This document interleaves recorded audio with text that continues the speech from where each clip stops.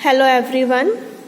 हमने अपनी previous class में अपना first chapter that is solid state उसे फिनिश कर लिया था। सॉलिड स्टेट के साथ ही हमारा जो सेक्शन बी था उसमें एक और चैप्टर है दैट इज लिक्विड स्टेट। तो आज हम लिक्विड स्टेट स्टार्ट करेंगे। That chapter is liquid state and liquid crystals.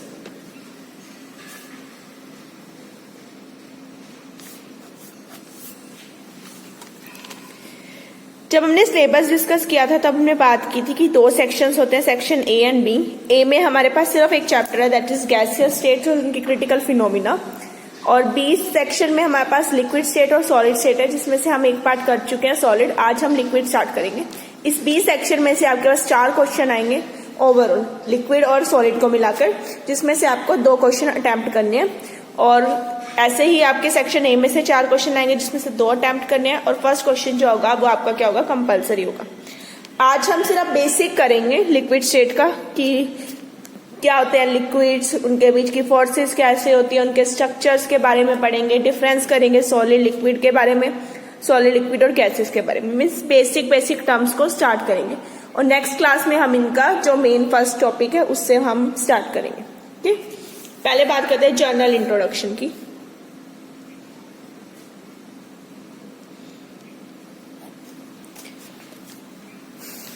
हमने प्रीवियस क्लास में सॉलिड्स की बात की थी। तो सॉलिड्स को जब हम डिफाइन करते हैं, सॉलिड्स को हम कहते हैं कि which has definite shape and definite volume that are solids. ठीक है, सॉलिड्स के केस में हमने बात की थी तो वो क्या होते हैं, क्लोजली पैक्ड होते हैं। उनमें सारे आयन्स एक दूसरे के क्लोजली पैक होते हैं। जब हम सॉलिड को ड्रॉ करते हैं तो वो कुछ इस तरह से होता है, क्लोजली पैक। ठीक है, they have definite shape and volume.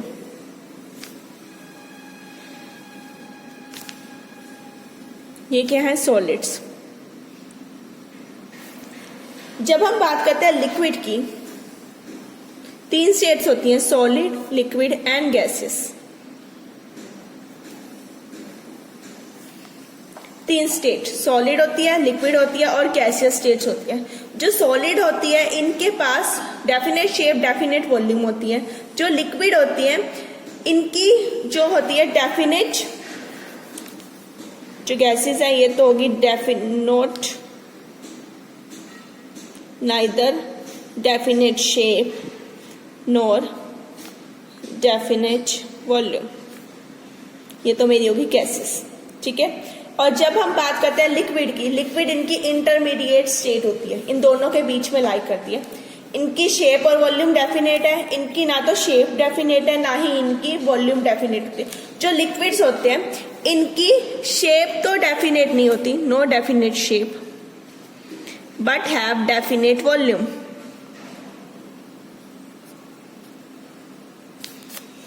हो गया ना इन दोनों के बीच का।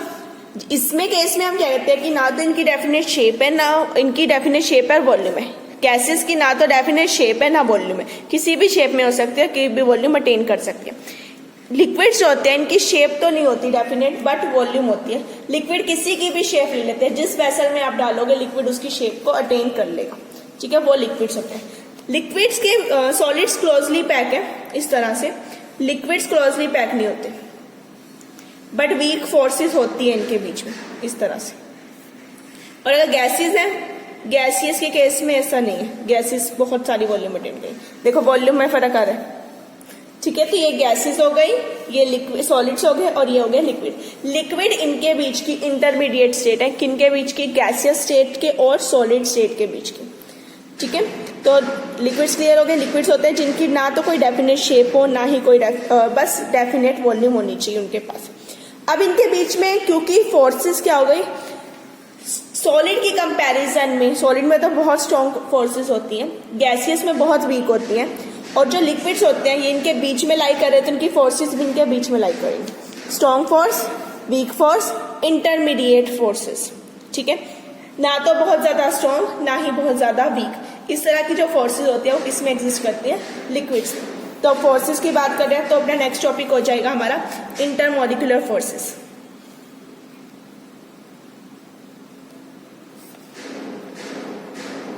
और वंडर वाल forces.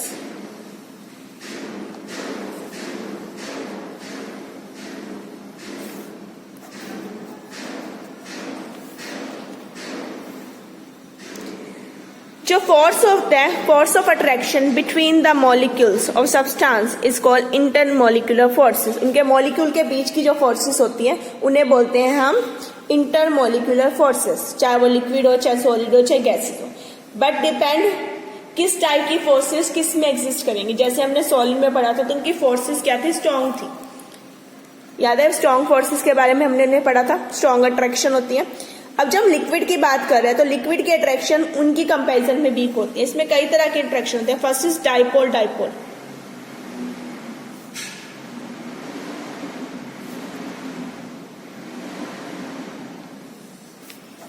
Dipole and dipole attraction. Dipole attraction क्या होती है उससे पहले मैं बताना चाहिए what is dipole.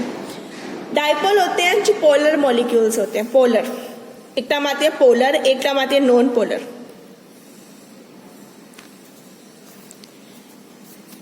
Non polar और पोलर से पहले हमें कोवलेंट बॉन्ड के बारे में बताना चाहिए। कोवलेंट बॉन्ड क्या होता है, आपस में इनकी म्यूचुअल शेयरिंग से बनता है। एक बॉन्ड 2 इलेक्ट्रॉन से बना, एक इलेक्ट्रॉन बी ने दिया, एक इलेक्ट्रॉन ए ने दिया, दोनों ने बॉन्ड बना लिया, दैट इज कोवलेंट बॉन्ड। अब वो पोलर भी हो सकता है, नॉन पोलर भी। अगर ये बॉन्ड जो बना है वो सिमिलर एटम्स के बीच में बन रहा है, अगर सिमिलर एटम्स है तो वो क्या होंगे, नॉन पोलर। और अगर डिसिमिलर है, नॉन सिमिलर, तो वो आ जाएंगे हमारे पोलर। ठीक है, सिमिलर मतलब और डिसिमिलर मतलब सेम, और नॉन सिमिलर मतलब डिफरेंट, एक दूसरे से अलग अलग। फॉर एग्जाम्पल हम बात करें H2, Cl2, इसमें आ जाएंगे HCl, HBr, HF, NH3, वो सारे इसमें आ जाएंगे। इसमें दोनों एटम एक दूसरे से डिफरेंट है, इसमें दोनों सेम है। जब आप इसे इस तरह से लिखोगे, सेम हो गए, कोई भी अपने ऊपर चार्ज नहीं लेना चाह रहा। ये अगर पॉजिटिव लेगा तो दूसरे को नेगेटिव लेना पड़ेगा, पर दोनों की इलेक्ट्रोनेगेटिविटी सेम है। इसमें ये ज्यादा इलेक्ट्रोनेगेटिव है as compare to hydrogen, that's why this take partially negative, this take partially positive charge. ठीक है, इनके ऊपर अपने आप चार्ज बन गए तो इन्हें हम बोलते हैं डाइपोल। जब मैं इसे रिप्रेजेंट करूंगी तो मैं इसे कुछ इस तरह भी रिप्रेजेंट कर सकती हूँ, दैट इज डाइपोल। ये क्या हमारा डाइपोल।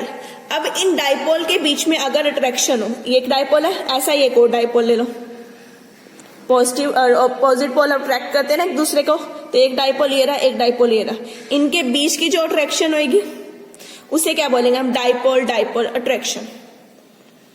ये परमानेंट डाइपोल है, इसे मैंने नहीं बनाया। ठीक है, ये डाइपोल ऑलरेडी एग्जिस्ट करता था, इसे हमने नहीं बनाया, इसे हम बोलते हैं परमानेंट डाइपोल। ठीक है, इसकी वजह से इनका जो मेल्टिंग और बॉइलिंग पॉइंट होता है वो हाई होता है। डाइपोल है ना, एक दूसरे का पॉजिटिव पोल है, एक दूसरे को क्या करेंगे, अट्रैक्ट करेंगे, इसीलिए इनका मेल्टिंग और बॉइलिंग पॉइंट क्या हो जाएगा, हाई हो जाएगा। ठीक है, फॉर एग्जाम्पल अगर हम बात करें, मैं एग्जाम्पल ले रही हूँ पोलर और नॉन पोलर का। एक साइड मैंने नॉन पोलर ले लिया N2O2 और एक साइड मैंने पोलर मॉलिक्यूल ले लिया NO। इलेक्ट्रोनेगेटिविटी का डिफरेंस है, सिमिलर आगे, डिसिमिलर आगे, तो ये दोनों है मेरे नॉन पोलर, ये है मेरा पोलर। इनमें अपने आप पोल्स बने हुए हैं, तो इनमें डाइपोल डाइपोल अट्रैक्शन होगी, जिसकी वजह से इनका मेल्टिंग बॉइलिंग पॉइंट हाई होगा एज कंपेयर टू दिस। ठीक है, तो जब इनका बॉइलिंग पॉइंट स्टडी किया गया तो इनका बॉइलिंग पॉइंट N2 का आता है -196 डिग्री सेल्सियस, इसका आता है -183 डिग्री सेल्सियस, और इसका आता है -151 डिग्री सेल्सियस। हाई हो गया। ये नहीं सोचना कि नंबर को माइनस साइन है, ठीक है, अपोजिट स्केल होगा। ठीक है, तो ये वाला वैल्यू क्या होगी हमारी, हाई होगी as compare to this, that means polar का बॉइलिंग पॉइंट क्या होगा, high as compare to non polar, क्योंकि इसमें परमानेंट डाइपोल अट्रैक्शन है। क्लियर, तो ये एक ओवरव्यूज तो होता है कि जिसमें आपको सिर्फ याद रखना है कि किस किस तरह की अट्रैक्शन होती है। इसी में एक आती है हाइड्रोजन बॉन्डिंग।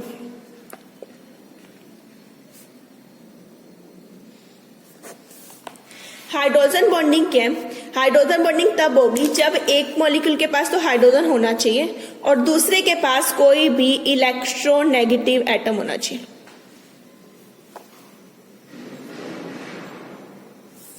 एक तो हाइड्रोजन हो ही हो, दूसरा क्या होना चाहिए, electronegative atom. For example HF। ठीक है, सिमिलर के बीच में भी हो सकती है और डिसिमिलर के बीच में भी हो सकती है। इनके बीच की इस फोर्स को हम बोलते हैं हाइड्रोजन बॉन्डिंग।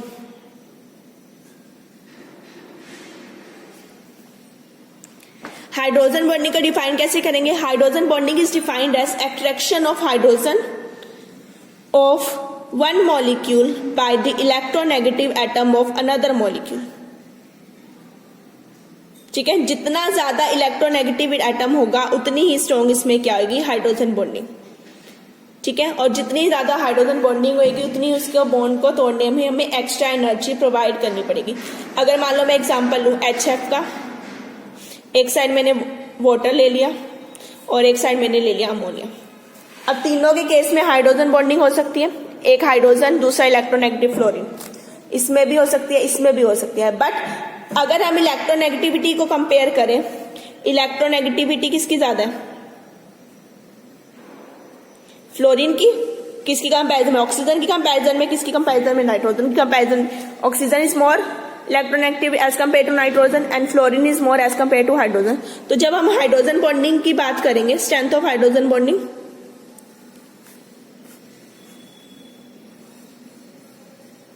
तो जो HF का मॉलिक्यूल है इसकी ज्यादा होगी एज कंपेयर टू वाटर और as compare to ammonia, because small electronegative as compare to this as compare to this. ठीक है, जितनी ज्यादा इलेक्ट्रोनेगेटिविटी उतनी ही ज्यादा उनकी हाइड्रोजन बॉन्डिंग की वैल्यू ज्यादा होगी, और जितना ज्यादा स्ट्रॉन्ग हाइड्रोजन बॉन्डिंग बनेगा उतनी ही ज्यादा हमें एनर्जी प्रोवाइड करनी पड़ेगी उस बॉन्ड को ब्रेक करने में। क्लियर? तो ये आगे डाइपोल डाइपोल इंटरेक्शन में एक और टाइप हाइड्रोजन बॉन्डिंग। ठीक है, अब सेकंड पे आते हैं डाइपोल इंड्यूस्ड डाइपोल।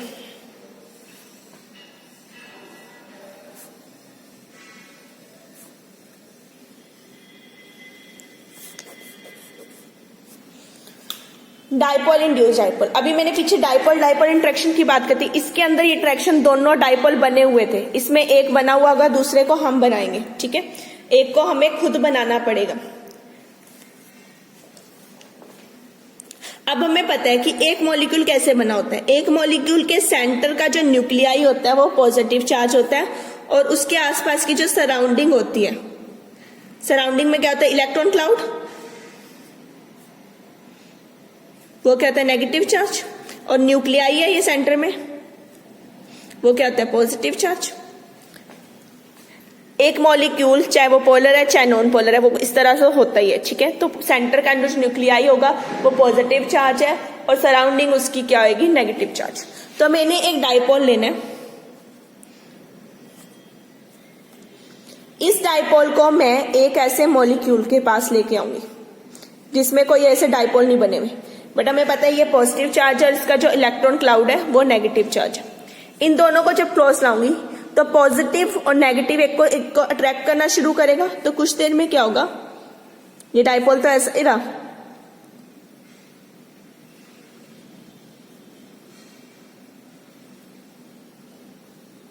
इसकी जो शेप थी वो डिस्टोर्टेड होने लगी।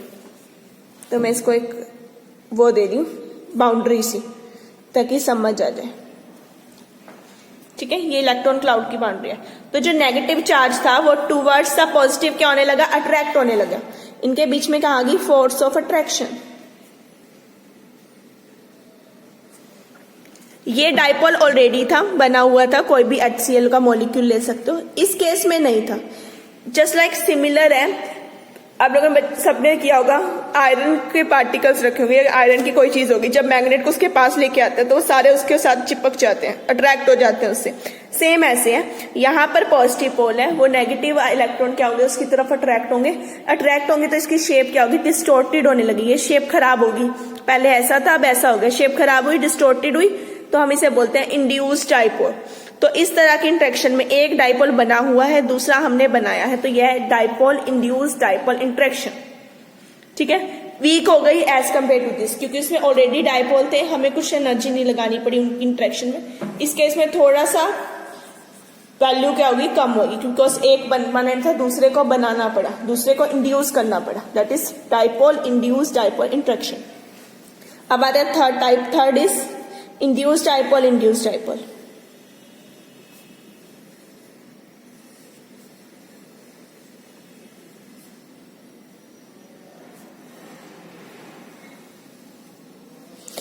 इंड्यूस्ड डायपोल अट्रैक्शन का ही दूसरा नाम है लंडन फोर्सेस और डिस्पर्सिव फोर्सेस।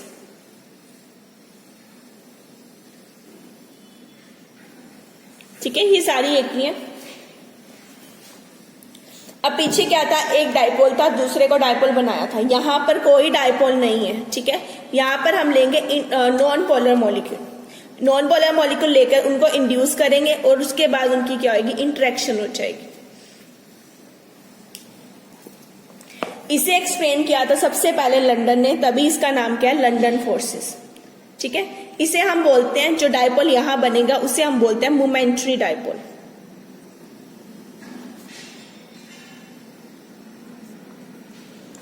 अगर ऐसे डायपोल्स जो इंड्यूस हो, दोनों इस टाइप के होंगे, उन इंड्यूस डायपोल्स को अगर अट्रैक्शन की जाए तो उसे हम बोलेंगे London forces, induce dipole forces या फिर डिस्पर्सिव फोर्सेस। तो ये कुछ ऐसे हो जाएंगे, नॉर्मल मॉलिक्यूल है, उसके बाद इनमें अट्रैक्शन हुई, शेप कुछ इस तरह आ गई, ये आ गया पॉजिटिव पोल, ये आ गया तो नेगेटिव पोल।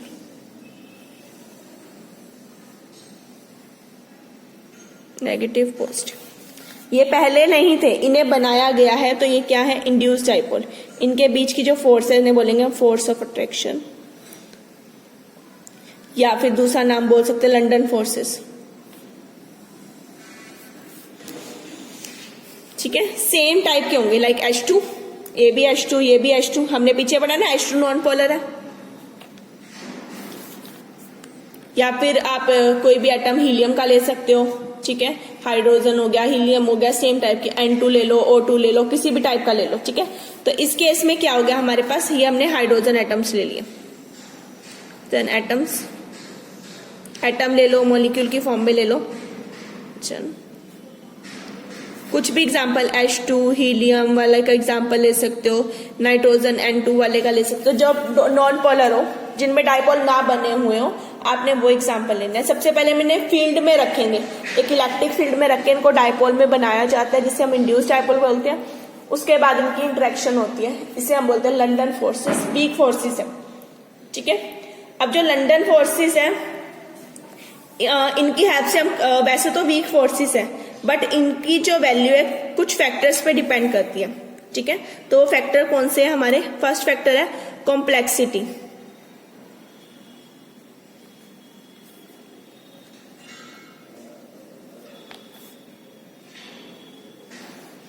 मॉलिक्यूल कितना कॉम्प्लेक्स है, जितना ज्यादा मॉलिक्यूल कॉम्प्लेक्स होगा उतनी ही उसकी लंदन फोर्सेस क्या होंगी, ज्यादा होंगी। More is complexity, more is London forces. जितना मॉलिक्यूल कॉम्प्लेक्स होगा, ठीक है, उतनी ही उसकी लंदन फोर्सेस क्या होंगी, ज्यादा होंगी। दूसरा जो फैक्टर आता है वो होता है ज्योमेट्री।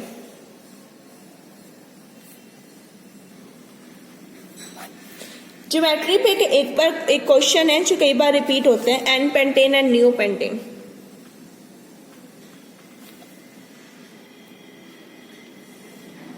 वो कहता है जो एन पेंटेन है, इसका जो हमारे पास बॉइलिंग पॉइंट है वो क्या है, हाई है as compare to neo pentane.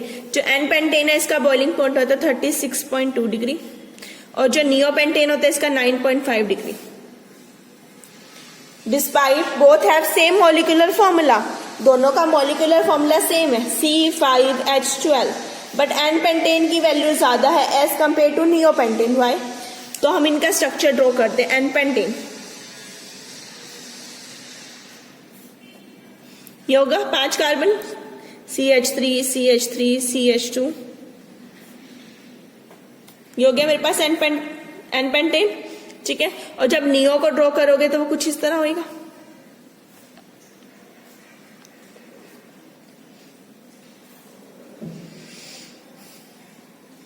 अब इस केस में बात करें तो ये एक जिगजैग चेन है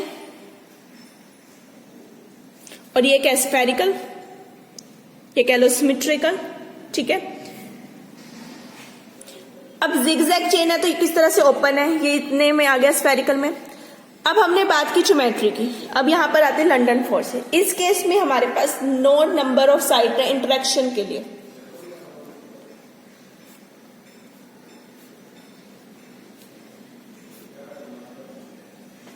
या एक तरह से आप कह सकते हैं इसका सरफेस एरिया ज्यादा है एज कंपेयर टू दिस। इसकी जितनी ज्यादा अट्रैक्शन की साइट होंगी, मतलब जितना लंबा मॉलिक्यूल होगा, जितनी उसकी लेंथ ज्यादा होगी, जितनी उसकी सरफेस एरिया ज्यादा होगा, उतनी ही उसकी फोर्सेस क्या होंगी, ज्यादा होंगी। ठीक है, अट्रैक्शन ज्यादा होगी तो उसे तोड़ने में हमें एनर्जी भी ज्यादा देनी पड़ेगी, इसीलिए इसका बॉइलिंग पॉइंट हाई है as compare to neopentane. Clear, ये एक ओवरव्यू था हमारे किस टाइप की फोर्सेस होती है हमारे मॉलिक्यूल्स में। ठीक है, तो हमने यहाँ पर पढ़ लिया है 3 तरह की forces, dipole dipole interaction, dipole induce dipole और डाइपोल इंड्यूस डाइपोल, जिसे हम लंडन फोर्सेस या डिस्पर्सिव फोर्सेस भी कहते हैं। ठीक है, तो ये ओवर था, जनरल रिव्यू था कि क्या क्या होती है हमारे पास फोर्सेस। क्लियर, तो इसमें हमने अभी तक डिस्कस किया लिक्विड के बारे में, लिक्विड्स क्या होते हैं और उनके साथ साथ उनकी किस टाइप की फोर्सेस उनमें एग्जिस्ट करती हैं। अब हम बात करते हैं अपने फर्स्ट टॉपिक की, that is structure of liquid. ये फर्स्ट टॉपिक है जो हमारे सिलेबस में मेंशन है। अभी तक हमने सिर्फ बेसिक्स की बात की थी कि बेसिक्स टर्म्स क्या होती हैं। अब हमें बात करनी है स्ट्रक्चर ऑफ लिक्विड। जो स्ट्रक्चर ऑफ लिक्विड है, मीन्स कैसे हम लिक्विड के स्ट्रक्चर को फाइंड आउट कर सके। स्ट्रक्चर फाइंड आउट करना है, जैसे सॉलिड्स को फाइंड आउट किया था ना कि उनमें किस तरह की अरेंजमेंट है, वो अमरफस है, क्रिस्टलाइन है, बिल्कुल उस टाइप से यहाँ पे फाइंड आउट करेंगे कि हमारा स्ट्रक्चर कैसा है, उनकी अरेंजमेंट कैसी है। स्ट्रक्चर मतलब अरेंजमेंट ऑफ कॉन्स्टिट्यूएंट पार्टिकल, हमें इसकी बात करनी है, इस अरेंजमेंट को हमें फाइंड आउट करना है। इसे निकालने के लिए डिफरेंट स्टडीज हुई, जैसे वहां पे हम अलग अलग तरीकों से निकालते ना, अलग अलग मेथड थे, उनसे हम उनको पता कर रहे थे कि कहाँ पे कैसे लोकेशन होगी। ठीक है, ऐसे इन्हें निकालने के लिए भी डिफरेंट मेथड्स थे जिनकी हेल्प से हमने लिक्विड के स्ट्रक्चर को निकाला। First is volume change.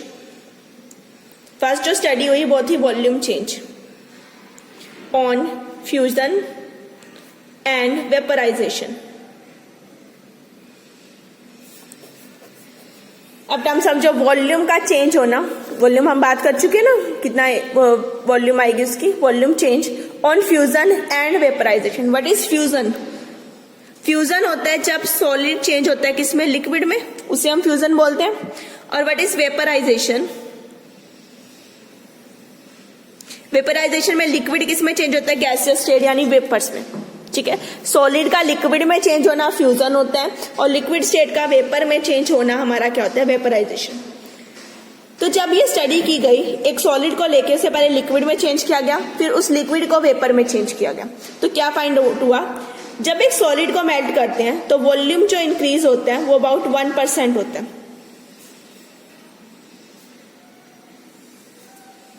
1% smaller than increase in volume of vaporization। यहाँ पे ऐसे लिखा वॉल्यूम चेंज ऑफ फ्यूजन,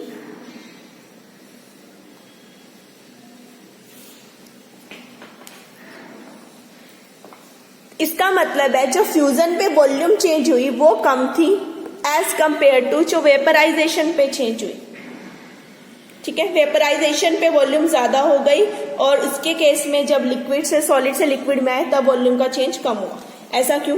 अभी हमने बात की थी सॉलिड्स की। सॉलिड्स क्या होते हैं, परफेक्टली अरेंज होते हैं। सॉलिड्स के केस में परफेक्टली अरेंज है तो एक परफेक्ट ऑर्डर होता है।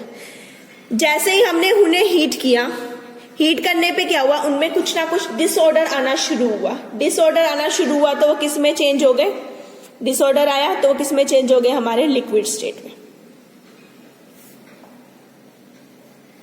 तो थोड़ी सी हीट देने पे ही डिसऑर्डर आना शुरू हुआ, बॉन्ड टूटने शुरू हुए तो किस में चेंज हो गया, हमारा लिक्विड स्टेट में। तो वॉल्यूम चेंज क्या हुआ, कम हुआ। अब जो लिक्विड स्टेट है उसे हीट करना शुरू किया तो वो किस में चेंज होगी, गैसियस स्टेट में। अब लिक्विड से गैसियस चेंज में जाने के लिए डिसऑर्डर भी क्या हो गया, हाई हो गया।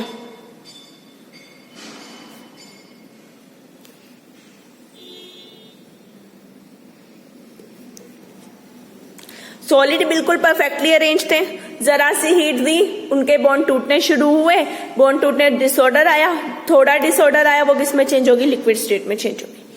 बट लिक्विड से गैसियस स्टेट में जाने के लिए हमें डिसऑर्डर ज्यादा चाहिए, और जितना ज्यादा डिसऑर्डर आएगा उतना ही उसका वॉल्यूम चेंज होगा।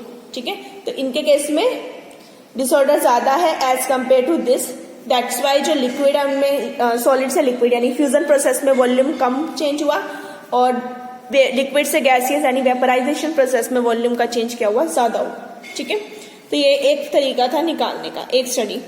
सेकेंड जिस स्टडी से निकाला गया वो था एंथैल्पी।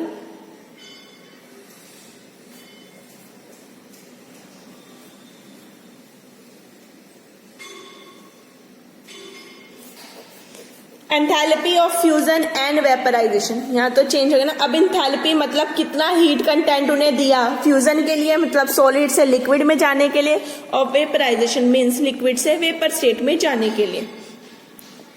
तो जब हम यहाँ पे बात करते हैं 1 मोल ऑफ सॉलिड अगर मैं लूं, उसे चेंज करना है मुझे लिक्विड में, तो इसे मैं रिप्रेजेंट करूं डेल्टा HF से, हीट ऑफ फ्यूजन। ठीक है, enthalpy of fusion, F represent fusion. और ऐसे ही अगर मैं लिक्विड लूं और उसे मुझे चेंज करना है किसमें, गैसियस स्टेट में,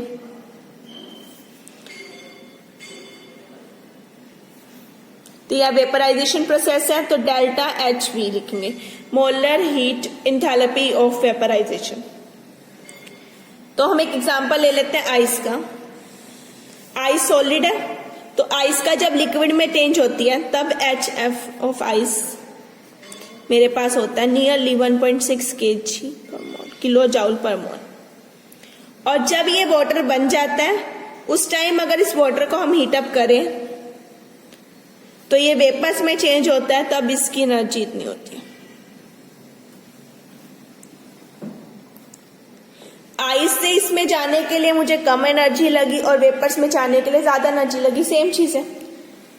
दैट मीन्स जब सॉलिड मेल्ट हुआ तो उसमें कुछ, जब सॉलिड था यानी आइस थी, हम अब से हाथ पे ही रखते हैं, पाम की हीट से वो क्या होती है, मेल्ट होना शुरू हो जाती है। तो थोड़ी सी हीट पे ही उसमें क्या आना शुरू हुआ, डिसऑर्डर आना शुरू हुआ, और डिसऑर्डर आने पे वो किसमें चेंज हो गई, लिक्विड स्टेट में। तो इसीलिए हमें एनर्जी भी हीट यानी कि कम देनी पड़ी। बट जब हम वाटर से वेपर स्टेट बनाते हैं, वाटर से वेपर में जाने के लिए डिसऑर्डर भी क्या है, ज्यादा, इसीलिए एनर्जी भी क्या है, ज्यादा। ठीक है, तो सॉलिड से लिक्विड में जाने के लिए उतना डिसऑर्डर नहीं है जितना लिक्विड से गैसेस जाने में है। सेम चीज है ऊपर वाली, बस उसे इन फॉर्म ऑफ डिसऑर्डर कह दिया था, वॉल्यूम चेंज, और इसे इन फॉर्म ऑफ एंथैल्पी कह दिया। ठीक है, तो इस केस में क्या होगी, एंथैल्पी ज्यादा, क्योंकि डिसऑर्डर ज्यादा है, डिसऑर्डर ज्यादा है तो वॉल्यूम भी क्या होगी, ज्यादा, सेम चीज है। तो ये 2 स्टडीज हो गई। Third is x ray.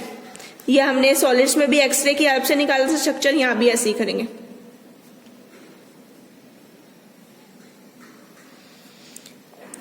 सॉलिड्स जो होते हैं वो परफेक्टली अरेंज है, परफेक्टली अरेंज होंगे तो इनके बीच में जो ऑर्डर आता है वो होता है लॉन्ग रेंज ऑर्डर। हमें कैसे पता लगा सॉलिड से लिक्विड बन गया, हमने एक सॉलिड लिया, क्रिस्टलाइन सॉलिड, उसको जब स्टडी किया, क्योंकि वो परफेक्टली अरेंज था, उनके बीच में क्या था, लॉन्ग रेंज ऑर्डर। पर जब वो हमने सेम चीज को गैसियस स्टेट में स्टडी किया तो सॉलिड में होगी। जब मैंने इसे गैस में स्टडी किया, गैसियस स्टेट में, तो उनमें कोई ऑर्डर नहीं आया, नो ऑर्डर, ना तो लॉन्ग रेंज था ना ही शॉर्ट रेंज था, कोई ऑर्डर नहीं था। तो वो कौन से थे, हमारी गैसियस स्टेट। और जब हमने लिक्विड्स को स्टडी किया तो उनमें कोई लॉन्ग रेंज ऑर्डर नहीं था, बल्कि क्या था, शॉर्ट रेंज ऑर्डर। कैसे,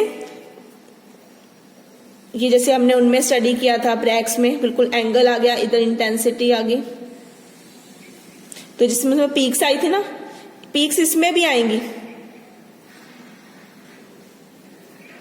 इस तरह से। ठीक है, ये केस मरकरी को स्टडी किया था, ये मरकरी का है, मरकरी को 20 डिग्री सेल्सियस पे स्टडी किया। ठीक है, मरकरी लिक्विड स्टेट है, जब उसे स्टडी किया गया तो इस तरह से आया।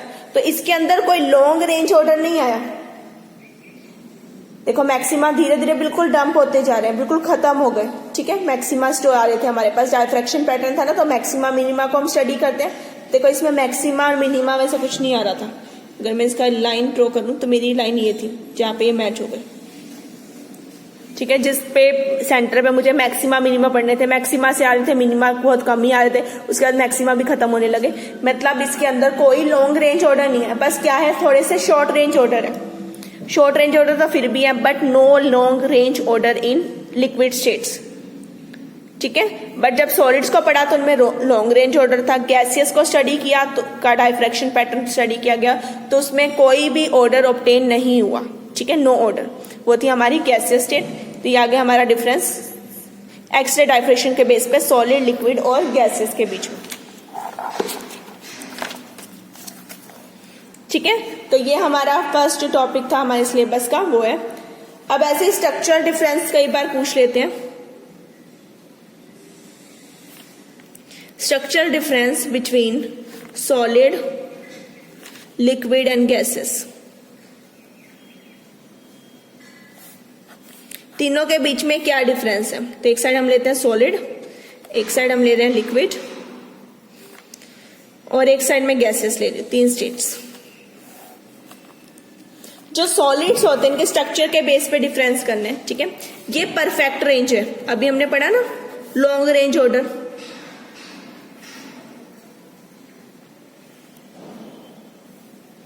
एज वेल एज इसमें शॉर्ट रेंज भी होता है कहीं कहीं।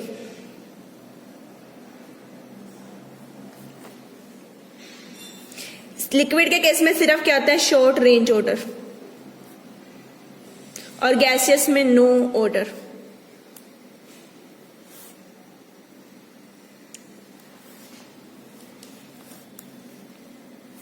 ये तो ऑर्डर्स आ गए। अभी मैंने एक्सरे पढ़ा था, जब हमने सॉलिड्स का एक्सरे पढ़ा था उसमें बहुत अच्छे से मैक्सिमा आए थे। तो जब इसका एक्सरे डाइफ्रैक्शन पैटर्न पढ़ा गया,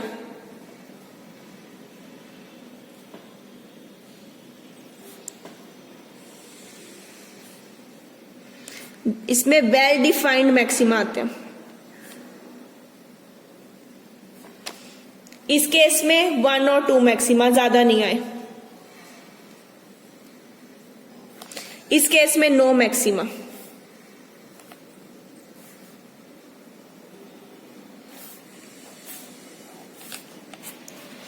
जब सॉलिड्स को स्टडी किया गया तो इनकी डेंसिटी क्या थी, हाई डेंसिटी।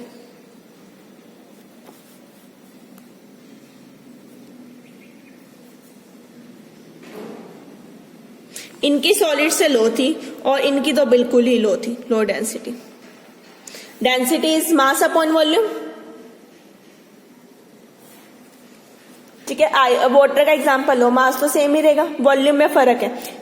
आइस की वॉल्यूम कम, लिक्विड की वॉल्यूम ज्यादा, गैसेस की वॉल्यूम उससे ज्यादा, और जितनी ज्यादा वॉल्यूम डेंसिटी उतनी कम, ठीक है। इसके केस में वॉल्यूम कम है तो डेंसिटी ज्यादा। इसमें मिड खाली है तो वॉल्यूम भी डेंसिटी भी मिड की आई। इसमें वॉल्यूम बहुत हाई है तो डेंसिटी भी क्या हो गई, हाई हो गई, ठीक है। नेक्स्ट की बात करें, ये क्लोजली पैक्ड होते हैं। अगर ये क्लोजली पैक है तो इनकी इंटरेक्शन क्या होंगी, स्ट्रॉन्ग होंगी, स्ट्रॉन्ग फोर्स ऑफ अट्रैक्शन, ठीक है। इनकी बात करें तो ये जो होते हैं क्लोजली पैक नहीं होते, they are separated by small distance. हमने सबसे पहले इन्हीं का स्ट्रक्चर बनाया था, उसी की बात कर रही हूं मैं। तो इनकी जो फोर्स होती है, फोर्स ऑफ अट्रैक्शन वीकर होती हैं एज कंपेयर टू सॉलिड्स।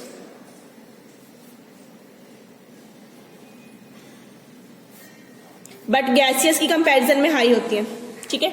इनसे हाई होंगी बट इनसे क्या होंगी, वीक होंगी, ठीक है। इस केस में जब हम बात करें, इसमें जो मॉलिक्यूल होते हैं they are separated by large distance, ठीक है। तो वीक फोर्स ऑफ अट्रैक्शन इनकी बिल्कुल वीक होती है, लिक्विड से भी वीक होंगी, ये सॉलिड से होंगी, ठीक है। एक आप लिख सकते हैं इनकी डेफिनेट वॉल्यूम एंड शेप,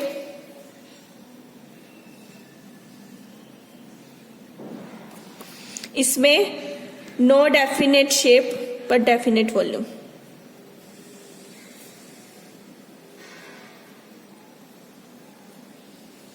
सारे पॉइंट एक दूसरे से लिंक है।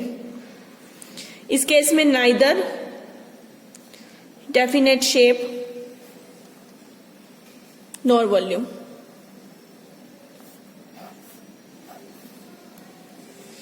ठीक है, इस वाले के केस में बात करें, जब सॉलिड्स की बात करें तो इनमें ना तो कोई रोटेशनल होती है ना वाइब्रेशनल होती है, कोई भी मतलब ना रोटेशनल ना translational, no rotational and translational motion.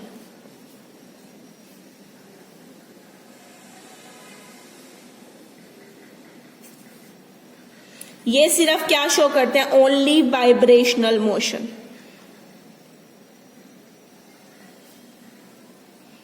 ये सिर्फ वाइब्रेशनल मोशन को शो करते हैं। जब इनकी बात करते हैं तो इस केस में जब लिक्विड्स की बात होती है तो इनमें तीनों होते हैं, ठीक है, बट स्मॉल,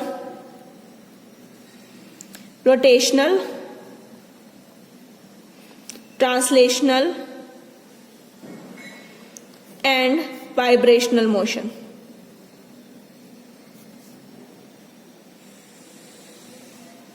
स्मॉल, ठीक है, small, rotational, translational, vibrational motion. इस केस में लार्ज होते हैं, लार्ज, रोटेशनल,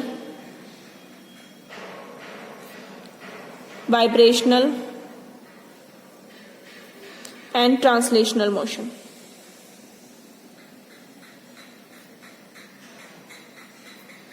रोटेशंस में एक्सिस के अराउंड रोटेशन आ जाती है, ट्रांसलेशंस होती हैं टू एंड फ्रो ट्रांसलेशंस, और वाइब्रेशंस इस तरह से जैसे पेंडुलम की वाइब्रेशन होती है उस टाइप का मोशन। तो इस केस में तीनों मोशंस होते हैं वो बहुत ज्यादा होते हैं, इसमें थोड़े से होते हैं। इस केस में सिर्फ वाइब्रेशंस पॉसिबल है, कोई रोटेशन, क्योंकि क्लोजली पैक है तो रोटेशन और ट्रांसलेशन पॉसिबल ही नहीं है इस केस में।